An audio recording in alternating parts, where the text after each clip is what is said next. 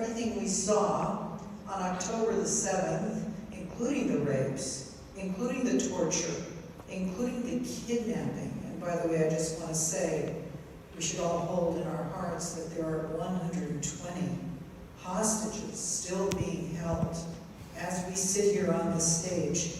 And we know for a fact that 44 are dead.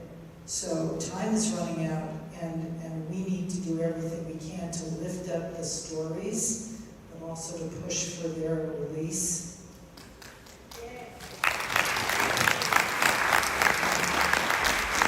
The question I think you're asking is, how could the opposite have happened? And students really came back to school hoping, not just in colleges, by the way, but that's what we see in the news, but also in high schools. 100% of our Jewish students in high schools are telling us that they're experiencing anti-Semitism. So it's really big, it's really bold, and I'm a daughter of 2 Holocaust survivors. I think this is a flashpoint.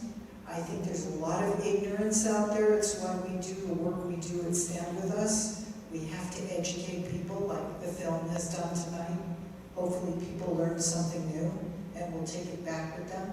Education is a road to peace. We have to promote that, because without it, the ignorant people who have no information are very susceptible. They're very vulnerable to lies and misinformation. And so we have students that are running this whole anti-Semitic push, and then we have all the other students who are following along because they don't have information. So we need to continue to promote good, solid facts out there. You know, it's interesting because I was on a call actually with quite a number of Congress people. I took actually the Black Caucus to introduce them in Israel to the new industry some time ago. And I was on a call, and AOC said something that shocked me. She actually said that it's time for the Palestinians to have their country back. And she meant Israel. And I said to her, why do you think that that's so? And she said, well, it says so everywhere in history books. So I said to her, how many times do you think Jerusalem is mentioned in the Quran? And she said, many times. I said, not once. How many times Jerusalem is mentioned in the Old Testament and the New Testament? It's almost every second page. But it shocked me, the level of ignorance within our own leaders. And I'm not talking about politics. I'm just talking about the need for education. Right, and I want to just end with one very, very important thing, and that is, this is a moment in time when we hear our students asking for help. We hear them, and shame on the universities for not following their own rules on their campuses. Shame on them.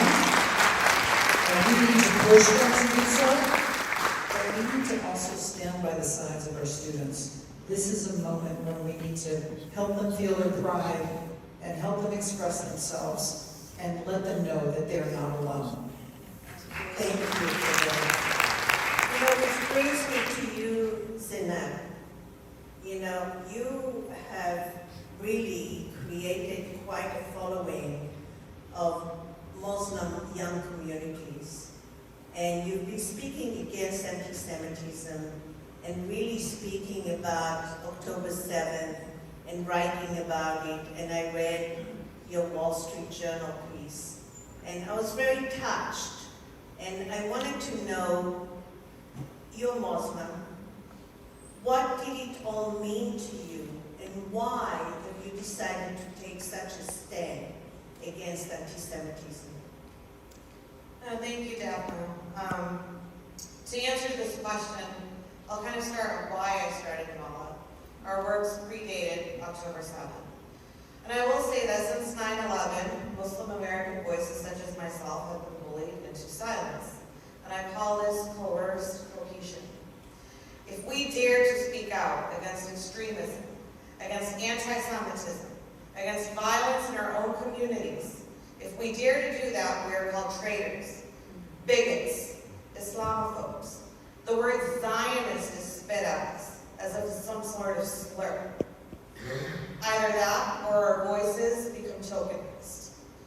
The left and the Islamists have had a monopoly on Muslim American representation since 9/11. And the core problem remains because the majority of mainstream Muslim American organizations are Islamists.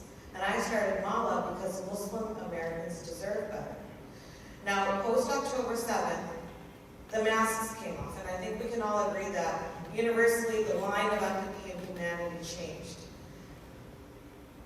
What I found to be so deeply disturbing was that simply sharing empathy or reaching out to support our Jewish American brothers and sisters, somehow that translated into supporting and signaling a signal of support for bombing Gaza. How many of us have heard this? I'm not against Jews, I'm not anti-Semitic, I'm against Zionism, I'm anti-Zionist. That has become the reason why Cheryl made this film. This is why the denial happens. I penned the op-ed in the Wall Street Journal because we have a lot of work to do in the community. I wrote about anti-Semitism in the Muslim American community because October 7th drew a line in the sand. And I will say that the problem is going to continue as long as we have organizations like CARE having a seat and being present at the White House Summit on anti-Semitism. We are going to continue having this problem. And as long as we have elected officials like Rashida Tlaib and